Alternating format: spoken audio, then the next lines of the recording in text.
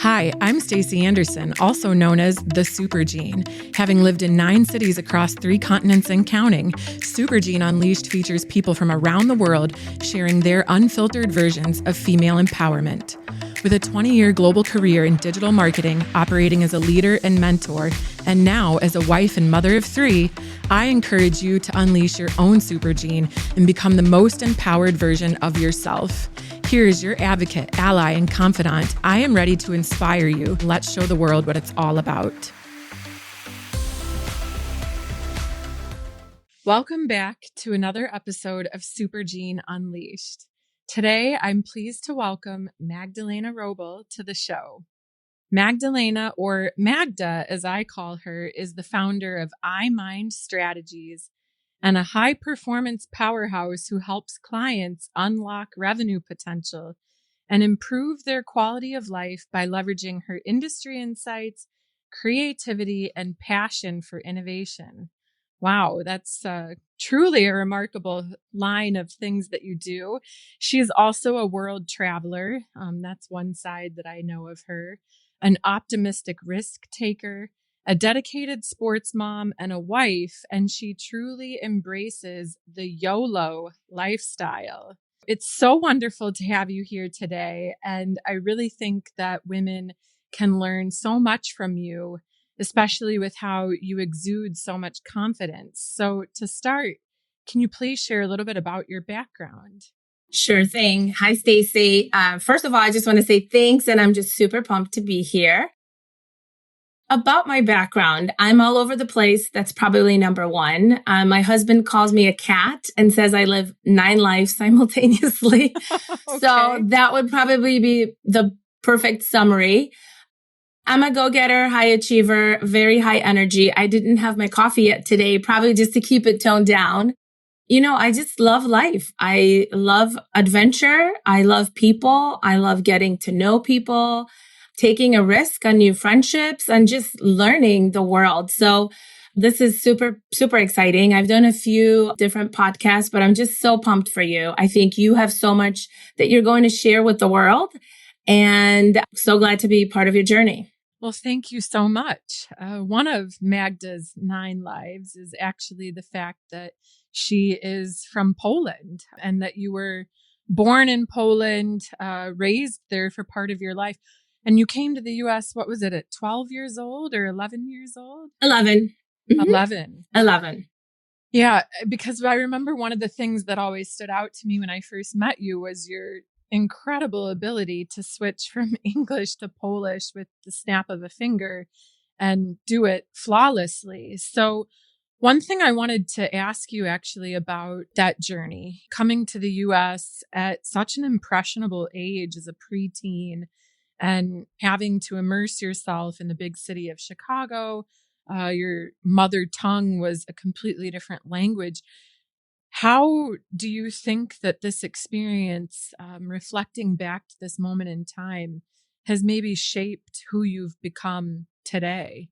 You know, one, I'll touch upon bilingual. So knowing more than one language. I think that's a huge value add and a brain expansion, right? Because it is challenging, not just on a comprehension level, but ability to physically roll your tongue and speak. And then being able to learn the insights, cultural insights, right, that make people tick. So I moved when I was 11. My parents were transferring here, for a work opportunity. So we migrated with my sister and my mom and my dad. We didn't have a big network here. So obviously kind of coming here, my parents, being extreme realists, told us, you're going to have to make new friends. There's really no sugarcoating. We have to go to work. So it's not like anyone's going to be hand holding you. My sister's 3 years older.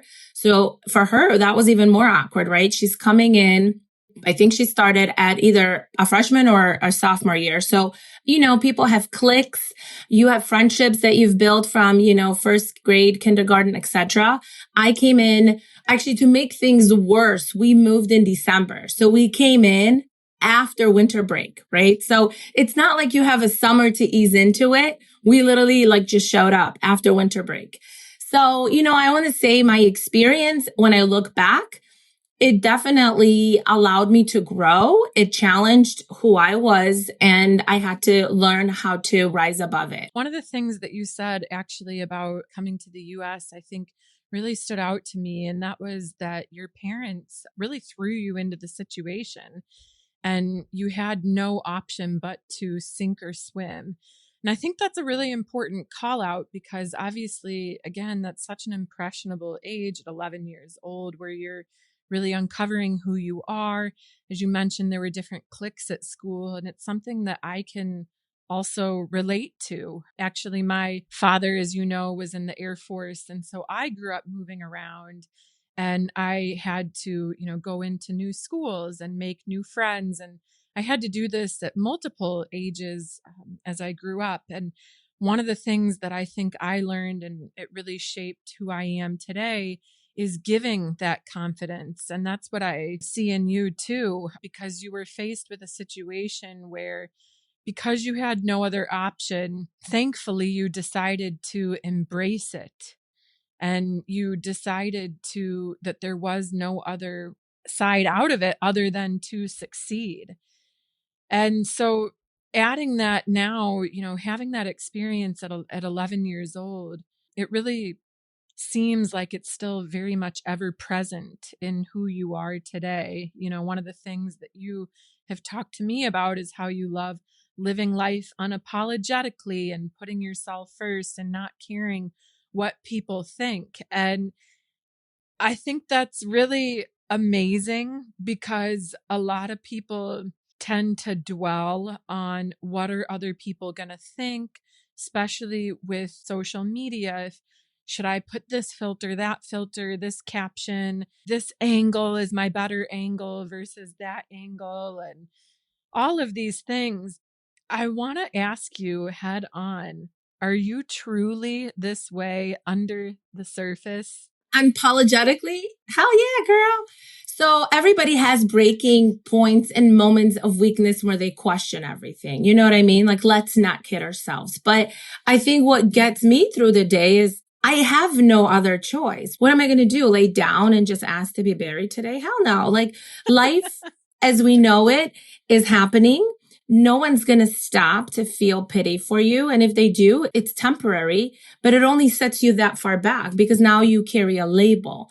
So I think it's so important to really look at yourself in the mirror and understand your path. What is it that fulfills you, that makes you happy?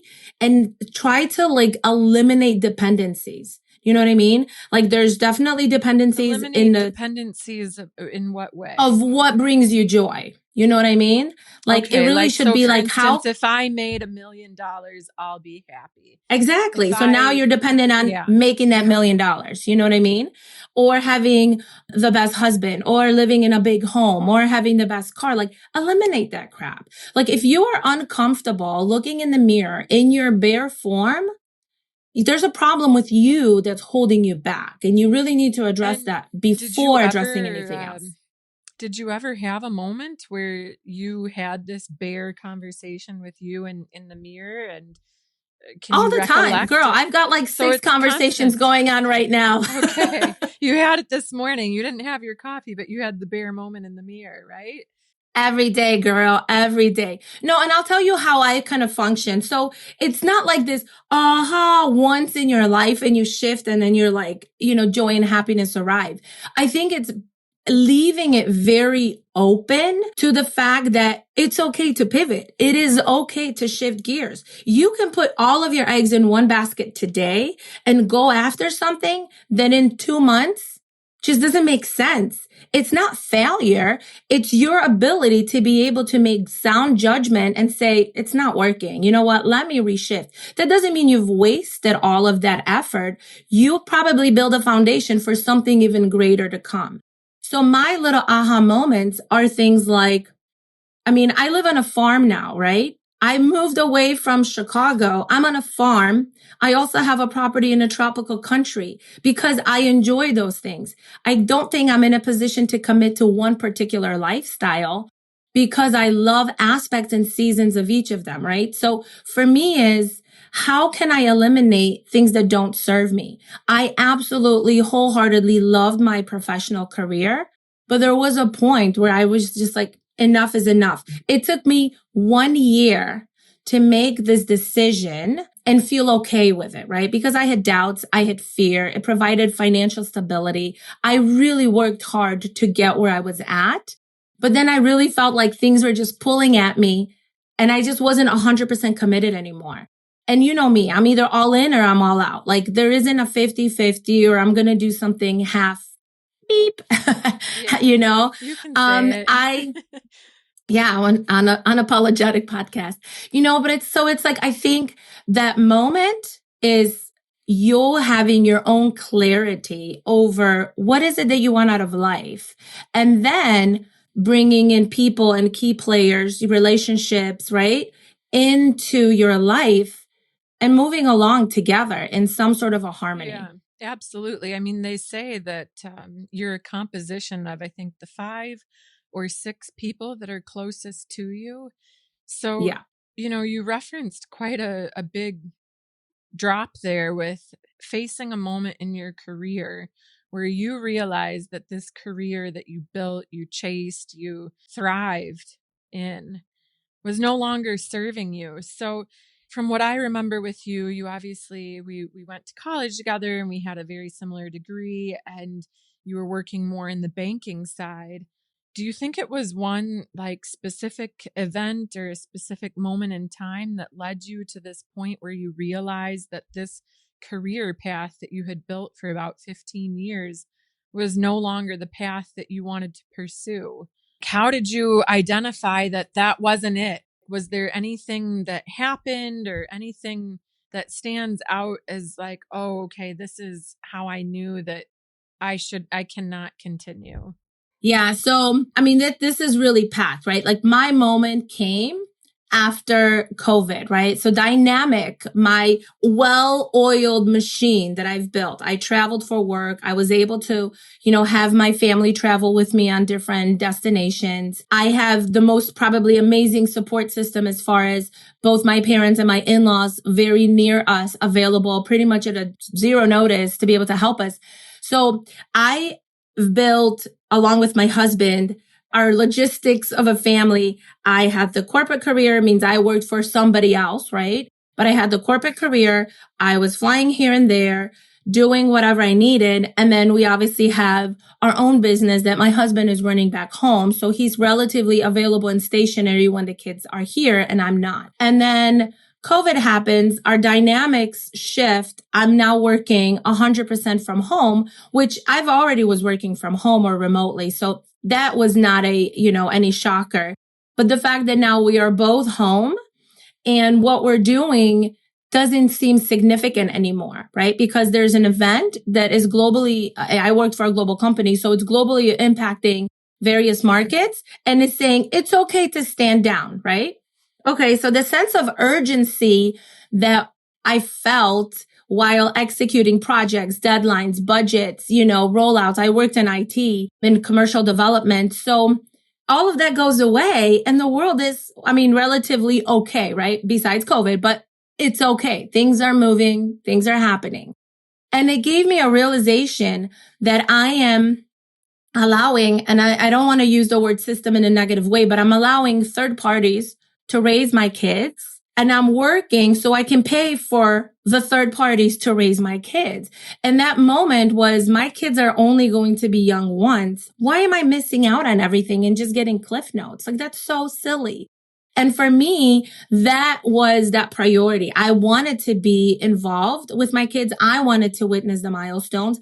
I'm not looking to break my kids and be mommy dependent, but I want my kids to know that, you know what, there is a mom that loves them and I'm not compromising on their development and their success in the future, right? So that was my moment. And I needed to figure out from a financial perspective, from just self-fulfillment perspective, how am I going to merge this? Mind you, I'm home. My 3 kids are home. And now my husband's home because his business was deemed non-essential. So there's a lot of people home, and we're figuring a new dynamic of how to coexist 24/7, prep meals because restaurants are closed, and then work and try to do something for fun. So that was my huge aha moment. And I had to peel it like an onion, right? I mean, I was stressed. I was sensitive, emotional, because it's like, I built this, we chase these dreams together. Yeah, exactly. I mean, it's and you got to give it like up. the career is your identity. And I Absolutely. was listening to someone speak today about this exact point, that a lot of people who chase their career and, kind of have these moments of inflection where they start to think, is this my right path? Do I want to be my boss?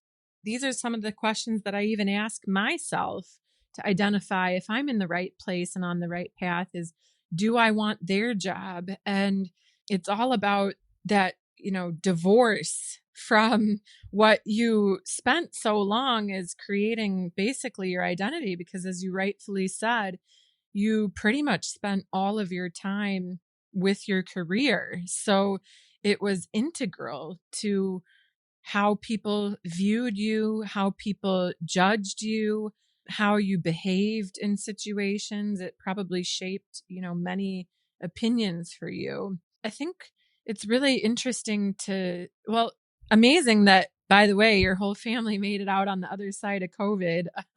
All those people in the same house and still happy. But I think something that you said, within this whole journey of this aha moment is something that many women struggle with, and that is the balance between motherhood and career. And I'm a newer mom. My daughter's she's just about 2 years old. And for me, I can say that it's definitely something that I've felt as well in my own, transition from post-maternity to return to work. Because what I've started to see is, God, the days become so short. You literally wake up, I try to get a workout in, I rush, have my coffee, breakfast. I hardly see my daughter. I, zoom off to the office. I'm at work. And then by the time I get home, my nanny is leaving. And then I basically have not even 1 hour before my daughter goes to bed. And then I'm completely exhausted. I need to, feed myself. And then my husband and I are just sat there like, oh my gosh, okay, then we have to get up and do it all over again. It's like Groundhog Day. So I can completely empathize with the fact that you saw this and you saw and recognized with your life that you want to be a part of your kid's life. And you talked about that you needed to figure things out financially. I want to talk about this practically. So many, speakers that I listen to, they talk about theory or they talk about this struggle. What did you practically do? So now you have identified that corporate world is not what you want. You want to be a part of your kid's life. You still want to have work in your life in some way. But of course, we've all got to make ends meet, right? We have bills to pay. So how did you figure this out? Yeah. So like the number one thing I didn't want to do is I didn't want to be the stay-at-home mom that's dependent on the husband, right? I think that's a pride issue. And I've always been raised. My mom had a professional career, right? She's a chemist and then was teaching after that. But I've always been raised, you don't know what will happen in life. You need to rely on yourself for financial independence. This is exactly what I say too. Completely agree. So, and you and I used to go out. People wanted to buy us drinks. I hated when people wanted to buy us a drink because I don't want to owe you anything when I leave. I don't want you to get the wrong impression. So we've always been like this. And I think that's why you and I synced up so well is I love the fact that we want to work hard and have our own worth, right? Whether that's the financial worth, self-worth, whatever it is. So that was a big aspect of it, right? Because both my husband and I contribute to the financial budget of our household. So obviously having to remove mine, yes, it's going to be a noticeable, reduction, but we can still swing it. But it was more like, how will that impact the quality of our life? We love to travel. right? We love to go out, dine out. We, don't necessarily tell ourselves no on many things. We're very practical You're very in how we YOLO. spend. Very YOLO. So that was the biggest aspect. It's like, we love what we have now, but we want me to be more available and hands-on with the kids. But if we reduce it, by my income, like that is not going to be the same lifestyle, right? It's going to cause probably friction. It's going to put some stoppers, some budgets, whatever. And we're just not good budget people. So I think the number one thing was, we looked at our retirement, like we've been putting stuff in, stocks, 401ks, investments, etc. And then in general, we really wanted to sync up with the family, and we talk a lot. I talk a lot. We talk a lot with our kids, and it's very transparent. There's no sugarcoating. Whether you're 8 or 14, we tell you how it is. And so I think at that point for us, what simplified things is I'm raising 3 short track speed skaters. So the kids were already skating at a level where they were very interested. Or I should say at that level was Marcel. The other 2 were just about to get started. COVID delayed it by a year, but they both, Jax and Frida, both started and they loved it. So at this point, I'm already driving to Milwaukee out of the suburbs of Chicago. Logistically, we were like, are we even in the right place? Do we want to stay where we reside now?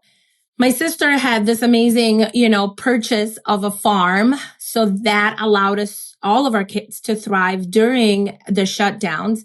So my oldest at that point had developed a passion for anything farm animals, growing vegetables and fruits, and just being very self-sufficient and kind of one with nature. So for us, I felt like that was just such an eye opener, because we heard the voices, we listened and looked at our kids' passions, and we're like, how can we merge this? So that was a huge financial boost, because we sold at the top of the market for our property. And we were very set on making sure that whatever investment we make was some sort of a small homestead to satisfy what our kids needed at that point, but also hopefully put us in a price point where we were not mortgaging out, meaning that we did not have a dependency to pay a mortgage, then, right, have some continued form of income.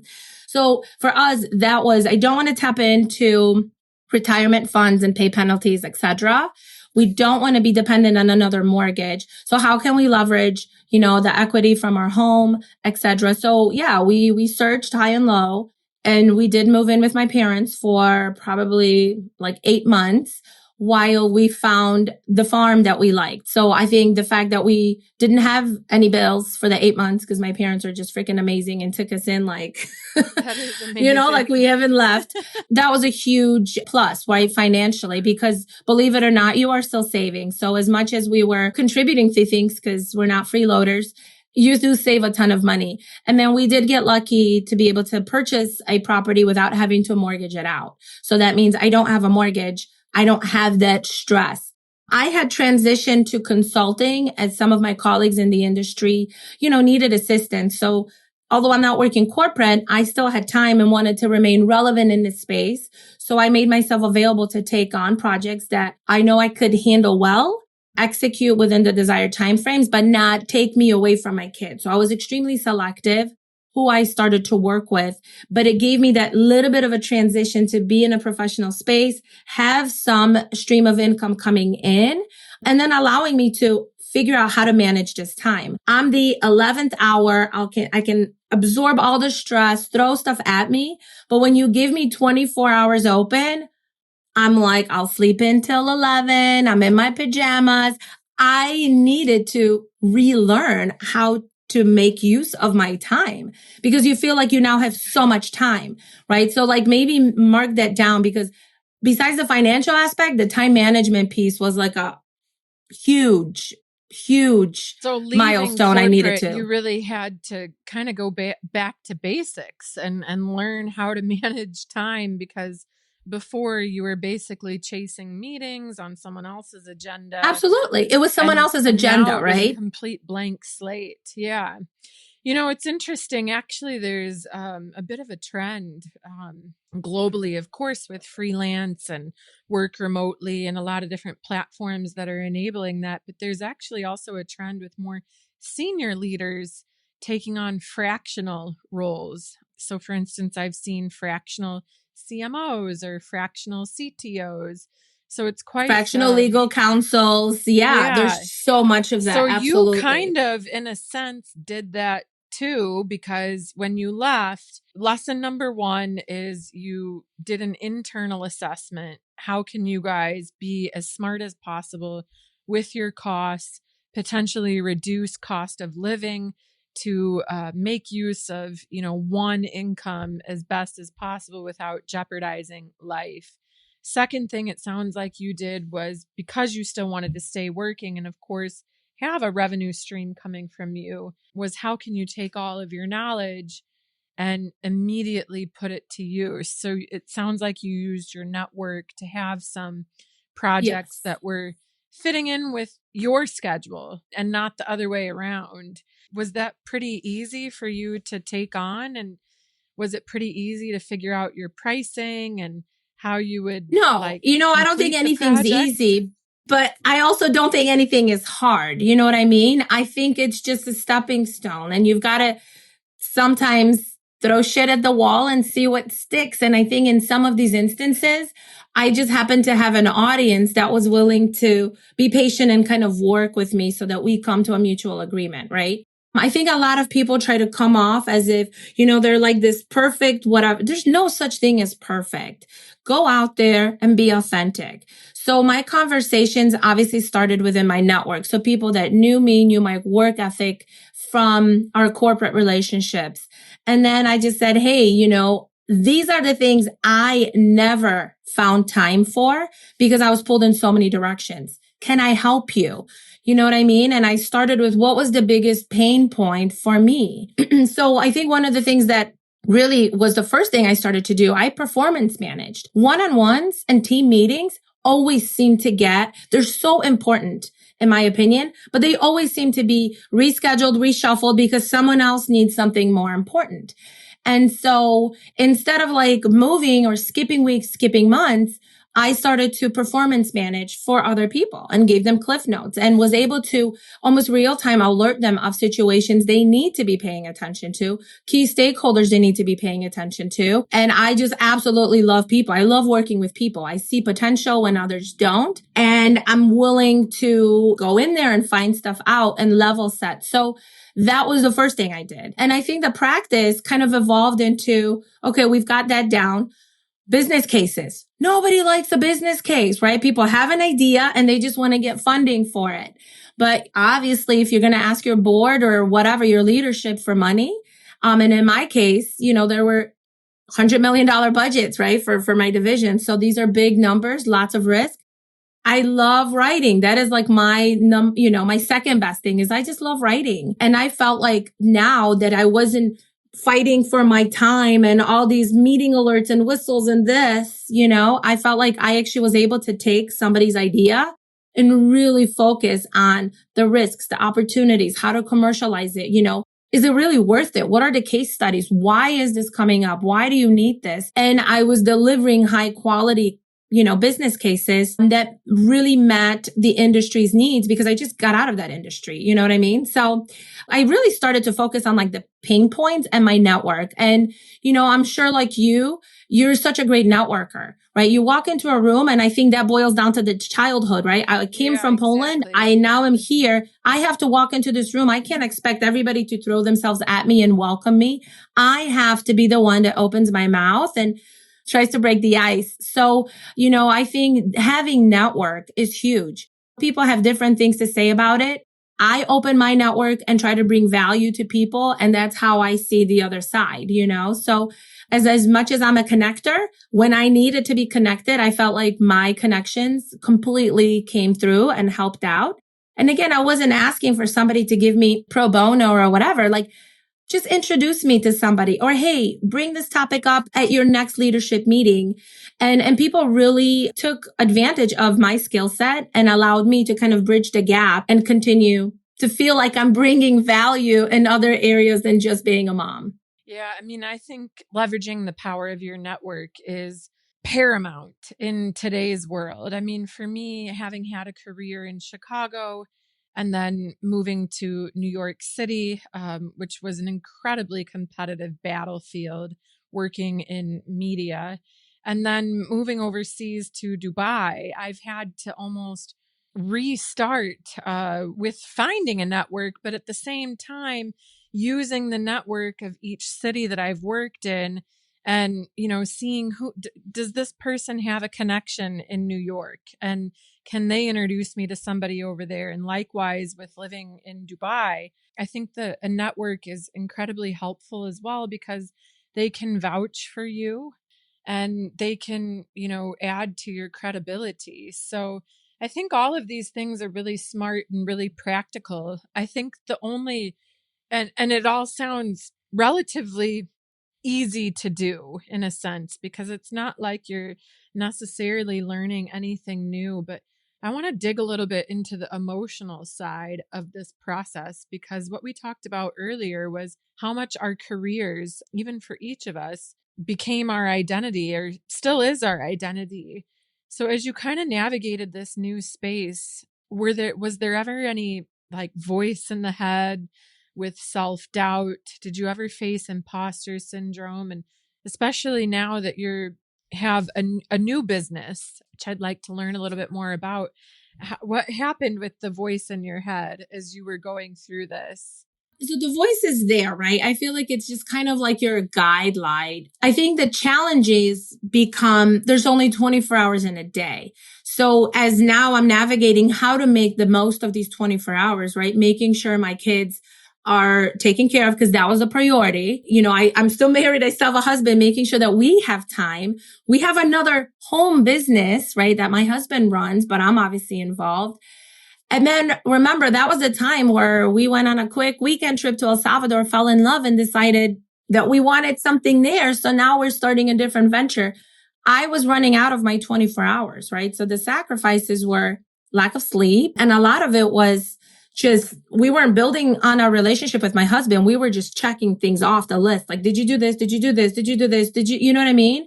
Bit robotic. So absolutely. So then you're like, holy shit, I thought I was going to have an easier life because I'm not responding to anybody.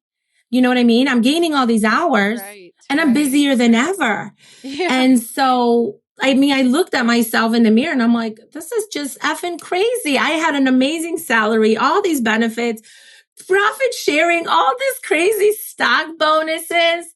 And I gave all that up to do what? Yes, I've definitely triple questioned my life choices.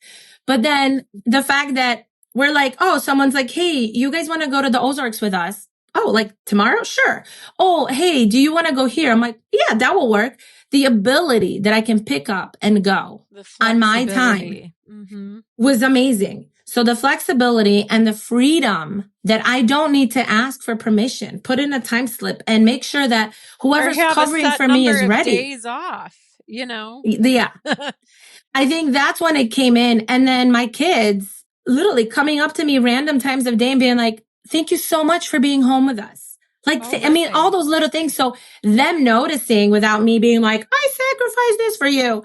Like them noticing, I was like, I think I'm doing something right. Nothing is easy. We're going to be faced with difficult decisions. It could be a difficult decision in your corporate life because I don't know, you have a medical emergency and something happens and you weren't there for your kid, or I'm on across the world, I didn't travel internationally too much, obviously Canada, but you know what I mean? Like I almost missed my daughter's second birthday. We had a massive party and I got stuck in a snowstorm. I rallied up like 6 people that were willing to rent a car and drive together. And then we were finally able to get on the last flight out. But you know what I mean? It was just one of those things that there's no such thing as easy. You just choose your hard and you navigate through it.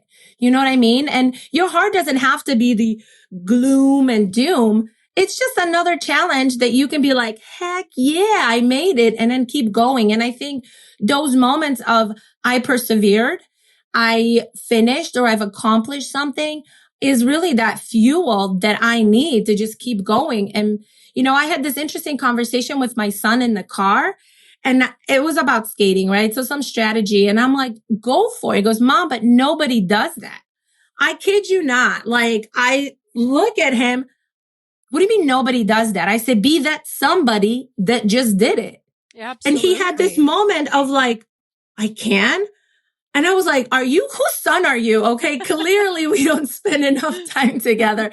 No, but we laughed because again, unless it's front and center and how you navigate your thought process in your mind, it's so easy to become this nobody did it, the follower, right? We're not here to follow. We are here to lead our life, our families into the best possible setting. So for my son, this was this eye-opening moment. And I feel like he's been living on this high. This was probably like 4 or 5 months ago. He's on this high of this particular conversation. Like, I can be that somebody. It doesn't have to be nobody did it. Empowered him to not be afraid to be the first, to not be afraid to do something different, to not be afraid to pursue another path.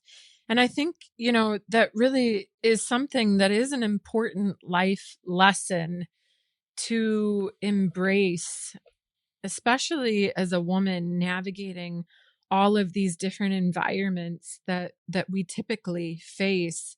And that is to persevere. And you used that word, perseverance, which I actually haven't heard anyone use that word in some time, but it's completely true, because we typically have to find a way to go through it and to get through to the other side. And it's also a form of resilience and not giving up. So what it really sounds like you embody as well is taking any potentially difficult situation. I mean, you've said multiple times in this conversation that, of course, it's not easy, that things are hard, but rather than wallow in the possible negative outcomes of the difficult path, you choose to park those, not open that box, and instead focus on the positive and how you can move forward,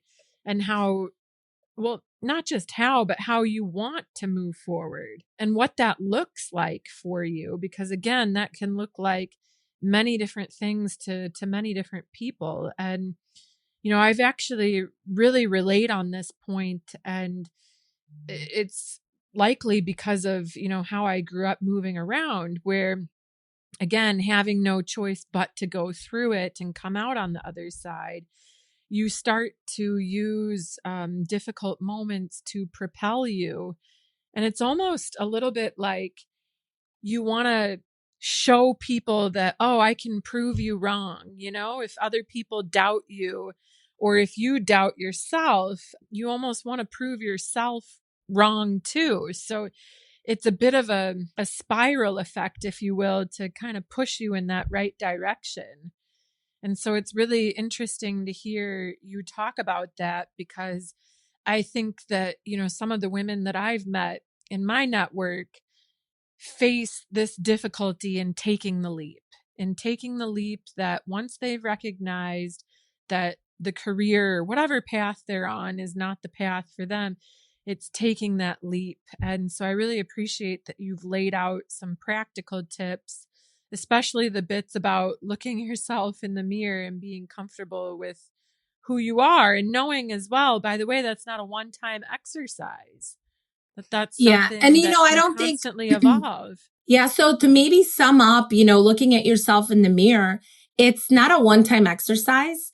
We just really become one with nature. If you look at seasons, we are growing and evolving every single season. A tree's going to lose its leaves in the fall, but then come back even stronger and regrow in the spring. And people forget we are the same. We need a moment of pause to reflect, to regroup, and then come back stronger.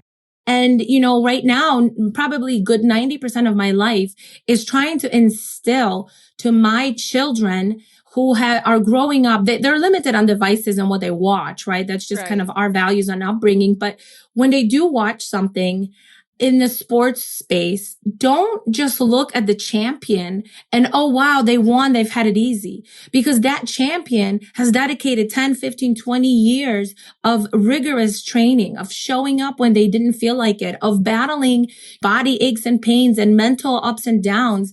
So my kids, I'm telling them, you're that champion. You're just in this stage of your career, right? Of your life. And whether you make it into a huge athlete or not, that progress, that consistency, those conversations of pushing yourself, that developing that inner voice that allows you to move forward is what's really going to propel you professionally, personally, right? If I had to go back to us being like 18, 20, I don't think I would do anything different other than just give myself the peace of mind that no matter what happens, you will have an end result. So work towards being kind, respectful, open-minded, and making friends, connections, and networks. Because no matter what happens, if you are the good person, you will make it out on top. And when I say good, that doesn't mean, oh, here's a promotion. No, you go ahead and take it. No, fight for things when they're, when you earn them. Absolutely. But get up, speak your truth, take a stand, have a set of values and be true to those values. We've had so many trying times in the last 5 years. And I feel like it gave so many people such a true opportunity to be themselves. Some chose that, some didn't. And if you can't learn from life experiences and lessons, then it's going to be very, very hard for you to be happy. And, my happiness was always like, oh my gosh, tropics, a trip. I mean, that is definitely my drug. Like that is my high. I see that. I hate packing, but if I have to pack for a trip, I'll do it. I don't even care. I'll buy clothes when I get there.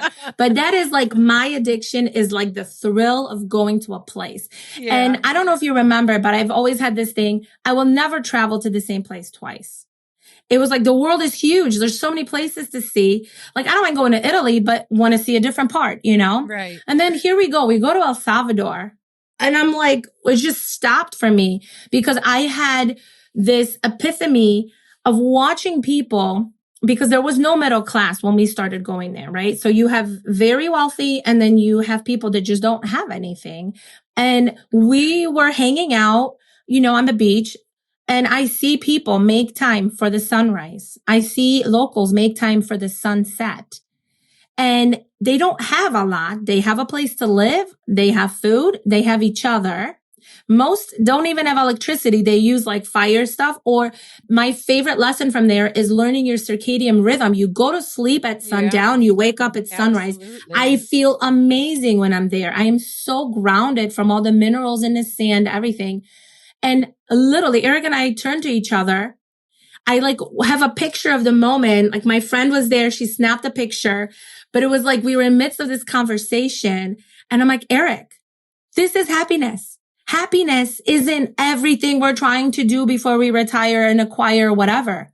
This is happiness, is being in a setting that truly just vibes with people that are who you want to be surrounded with. And literally that became our little like we just said, we love this moment. How can we have this moment more consistently? And I don't want to, I could drop everything and move there. No, my kids are their own individual beings who have interests. So I want to support their growth and development. Right. So that's why we're here and kind of living 20 different lives. But that moment I wanted to like just capture, because you don't need anything to, I want to say like, know your true self. Like if you focus some time to identify your why and not attach other feelings, people, things, and emotions to your happiness, you're golden. Once you achieve that mindset, no matter what life throws at you. Yeah. That's when you look at yourself and you refocus. Anytime you feel pull, you refocus. And I think that's been my guiding light. I mean, again, I am so selective right now in the last probably 3 to 5 years who I bring into my space. I have energy that people want. And I've been in rooms where people are like amazing and they talk you up, but I literally left drained. I felt like somebody sucked the life out of me. And it's people that I am never going to get anything back in return. No support. It's people that judge me, people that think I'm crazy, but they want my light. No, I want my light. I'm willing to share it with people that I want to share it with. So I've been very selective with who I share my time with. It's 24 hours in a day. if we're wrapping up, so I think, right, like having your central vision that's true to you, and then being mindful of how you manage your 24/7. You know what I mean? And nothing is unstoppable, undoable, or I guess unachievable. You are that somebody that will do it, whether you're the first or last, but you are the person that can change history. So yeah, that's it. Yeah, I mean, that's a lot, but it's really, honestly, this has been truly spectacular. I think for me, really the standout lessons are first and foremost to, be real with yourself. I think that it's really important as you grow older and face different circumstances to identify what makes you happy. Obviously, for you, these things are not monetary, they're simplistic, back to basics. I mean, you were about to open one of my favorite topics, circadian rhythm. I'm very much into the health and wellness space. And I think, of course, we lead such fast paced lives that it is nice to get back to being a human being. And so once you kind of identify that, but more importantly, identify your values, and that helps you then to determine who should be in your inner circle